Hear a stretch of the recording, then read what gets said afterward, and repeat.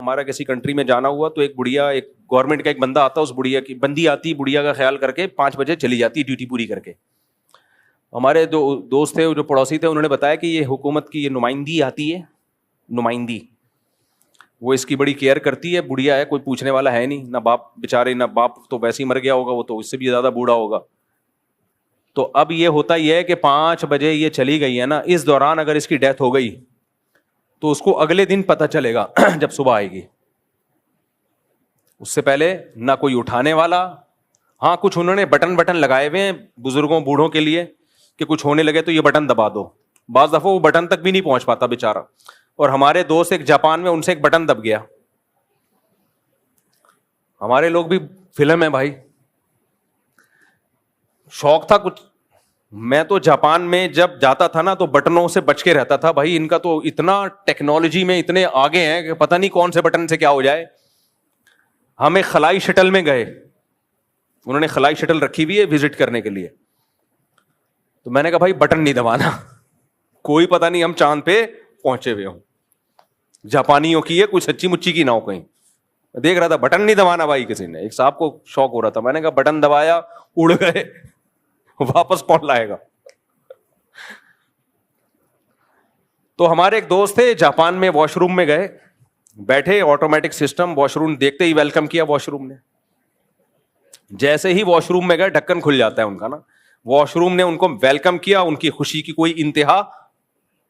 یہ انہوں نے واقعہ سنایا, وہ ان کا واقعہ میں اپنے الفاظ میں بیان کر رہا ہوں. بیٹھے واش روم پہ, بہت سارے بٹن ہیں وہاں پہ واش روم میں. ایک بٹن ہے گرم پانی کے لیے, ایک ہے ٹھنڈے ٹھاٹ کرنے کے لیے, اور بھی اینگل وینگل چینج کرنے کے لیے. میں کیا زیادہ ڈیٹیل میں جاؤں, تو بہت مختلف قسم کے, بڑا اچھا بنا ہے وہ. جاپانیوں کی ٹیکنالوجی میں تو انتہا ہے بھائی. ایک بٹن ہے بوڑھے لوگوں کے لیے کہ کچھ ہو جائے تو وہ دبا دینا. ان کو پاکستانی کا شوق ہوتا ہے وہ والا بٹن دباؤ جو تمہارے کام کا نہیں. کہتے ہیں, میں نے کہا یہ الگ تھلگ سے کون سا نظر آ رہا ہے. کہہ رہے میں نے وہ بٹن دبایا, ایک دم ایمبولینس کی آواز, پولیس, ایمبولینس, فائر بریگیڈ, تینوں پہنچ گئے واش روم کے باہر. ان کے ہاں ایک سسٹم تو سسٹم ہے نا بہرحال. یہ تو ہمارے حکمرانوں نے بیڑا کیا بھائی, اس میں اسلام کا تھوڑی قصور ہے بھائی. تو سیکولر لبرل لوگوں کو چاہیے کہ لوگوں کو اسلام کی تعلیمات کے خلاف ورغلانے کے بجائے ان حکمرانوں کو ٹھیک کرنے کی کوشش کرو یار. تو فائر بریگیڈ, پولیس اور ایمبولینس کہ بھائی ایمرجنسی, یا تو آگ لگی ہے, یا کسی کو اٹیک وٹیک ہوا ہے, یا کوئی چوری ڈکیتی کا واقعہ ہوا ہے, اور انتظار کر رہے ہیں واش روم کے باہر. کہہ رہے ہیں میں نکلا اپنا ناڑا واڑا ٹائٹ کر کے, کہتے ہیں میں نے کہا بھائی غلطی سے دب گیا ہے. کچھ کہا نہیں انہوں نے. ہماری پولیس ہوتی تو اس سے تو غلطی سے دبا تھا بٹن.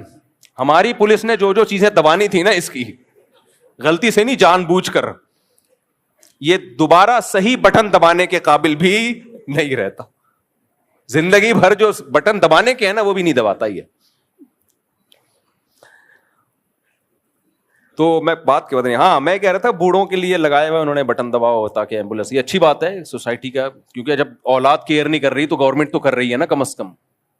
تو ہماری اولادیں اگر ماں باپ سے باغی ہو گئیں اور ہمارے ماں باپ نے بچے پیدا کرنا بند کر دیے, تو بھائی ان بوڑھوں کو تو ہماری گورنمنٹ بھی نہیں پالے گی. سمجھ رہے ہو, وہاں کم از کم حکومت تو اپنی ذمہ داری پوری کر رہی ہے نا. ہماری تو حکومت بھی نہیں پوری کرے گی, نسل بھی نہیں ہے, پروگرام ہمارا تو بڑھ جائے گا, بالکل ہی برباد ہو جائیں گے. تو مذہب ہی رہ گیا میرے بھائی جو انسان کا بچہ بنا کے ہمیں اس نے تھوڑا سا رکھا ہوا ہے, اور اسی کے خلاف بے پردگی اور یہ سب. تو میں بات یہ کر رہا تھا کہ میں مثال دے رہا تھا ڈاکٹر کی, بس بات کو سمیٹ کے ختم کرتا ہوں, کہ ڈاکٹر صاحب زبردستی ٹیکا لگا دیں بہتر ہے یا نہیں ہے. تو اسی طرح اللہ تعالیٰ نے بھی ہمیں کچھ ٹیکے زبردستی لگا دیے, ہمیں حکمتیں مصلحتیں نہیں بتائیں, تاکہ ہمارے پاس سوچنے کا آپشن ختم اور ہم انسان کے بچے بن کے زندگی گزارے. ان میں ایک ہی اللہ نے کہا عورت پردہ کرے گی. اب جب اللہ کا آرڈر آ گیا تو ہمارے پاس سوچنے کا آپشن بولو ختم. اس سے ہماری سوسائٹی کو فائدہ ہو گیا. کتنا فائدہ ہے. اللہ نے عورت کو کہہ دیا عورت شوہر کی اطاعت کرے, بولو گھی خود لگا دو نا, کرے گی. خوبصورت معاشرہ, سوسائٹی وجود میں آ گئی. گھر کا سربراہ کون ہے؟ مرد. اس کو یہ احساس ہوتا ہے یہ سب میرے ماتحت ہیں. جب آپ کو یہ احساس ہونا میرے ماتحت ہیں, ان کو کھلانے کا بھی مزہ آتا ہے, ان کی کیئر کرنے کا بھی مزہ آتا ہے, اور انسان ذمہ داری لیتا ہے. کتنے لوگ ہماری سوسائٹی میں ہیں جو اپنے لیے نہیں اپنے بیوی بچوں کے